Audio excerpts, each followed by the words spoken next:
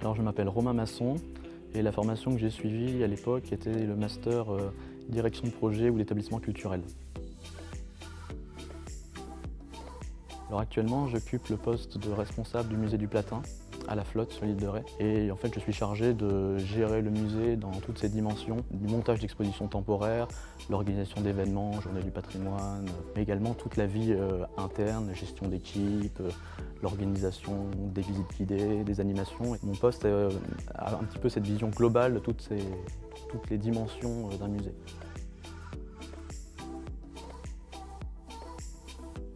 Le point fort du master est incontestablement sa dimension professionnelle, ou plutôt sa dimension mixte entre une dimension théorique, des cours au sens universitaire classique qui sont nécessaires, et en même temps des rencontres avec des professionnels.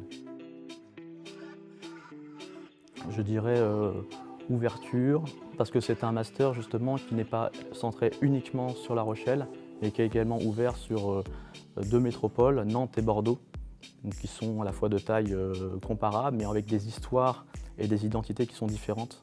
De rencontrer justement différents acteurs qui justement ne sont pas dans un domaine précis, qui peuvent aller des festivals au spectacle vivant en passant par les musées. Et c'est ce regard aussi à la fois pluriel justement qui est intéressant du point de vue des politiques culturelles dans lesquelles on est amené à travailler. Et territoire, parce que justement il y a une dimension territoriale extrêmement forte dans ce master, dont l'ancien nom était développement culturel de la ville. On a également un regard d'urbaniste, de géographe, pour bien montrer qu'il n'y a pas que la culture, mais que la culture s'inscrit dans un ensemble de politiques publiques.